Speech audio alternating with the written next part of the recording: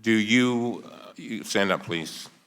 Do you swear or affirm that the testimony you are about to give is the truth, the whole truth, and nothing but the truth, so help you God? I do. You may be seated. Let the record reflect that Ms. Ocasio-Cortez answered in the affirmative. Member Jordan and distinguished members of this committee. Much has been made about the fact that we have said that this is a manufactured crisis.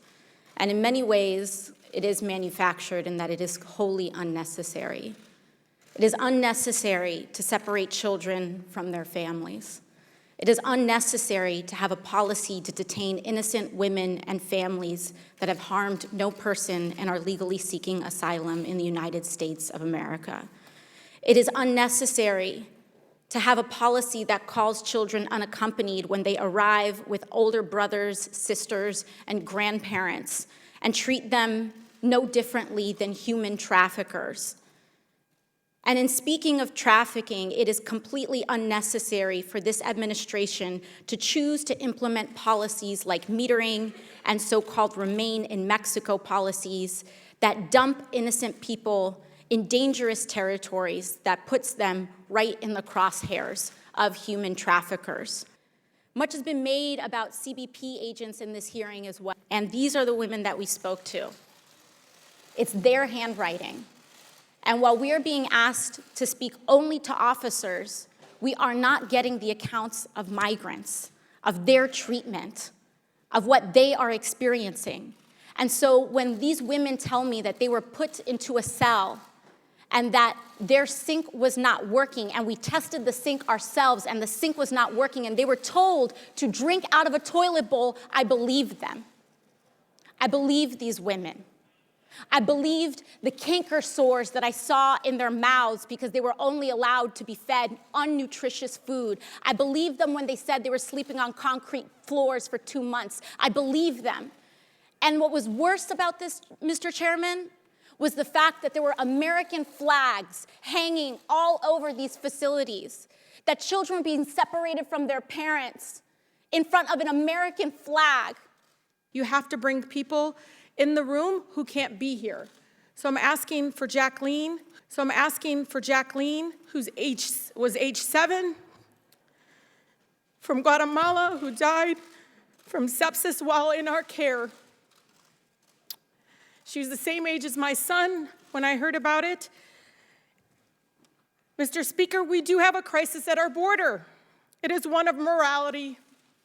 As we have seen this current strategy unfold, intentional and cruelly created by the Trump administration, dead set on sending a hate-filled message that those seeking refuge are not welcome in America. I ask you and beg you not to look away. Mr. Chairman, I cannot unsee what I've seen. I cannot unfeel what I experienced.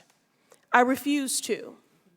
Although admittedly it robs me of sleep and peace of mind, but that pales in comparison to the pain felt by families that have been robbed of their liberty, their legal rights, and their dignity, and some even the lives of their babies.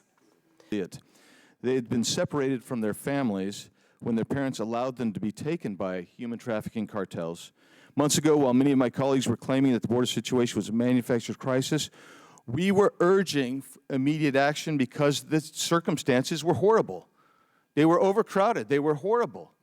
Have you ever seen a movie where they have parallel universes, where you're in one world in this situation, you're in another world in this situation? Well, that's what I feel like we're in, quite honestly. In some of my Democrat colleagues' worlds, they seem to think that all of a sudden, out of the blue, thousands of illegal immigrants showed up at the border and are just oblivious to the year-long calls by Republicans and some Democrats for years for immigration reform, knowing that our loose immigration laws are what's incentivizing people to come here and what's causing the crisis. Separating children from their mothers and fathers causes damage that may endure for a lifetime. Let me let that sink in. In other words, until they die. The Trump administration adopted this child separation policy intentionally, purposefully, as a tactic to deter people from coming to the United States and seeking asylum. Thank you, Mr. Chairman. What we're going to hear from Democrats this morning is astonishing. Will be truly astonishing. Fabricating stories of cruelty and besmirching the hardworking civil servants who are protecting the border and providing humanitarian assistance does nothing to help solve the problem. Putting a Band-Aid over the border crisis like we did 2 weeks ago does not fix the root causes.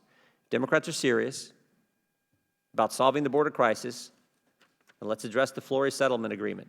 Let's address asylum loopholes and the other statutory and judicial constraints that incentivize aliens to make a dangerous journey to the United States.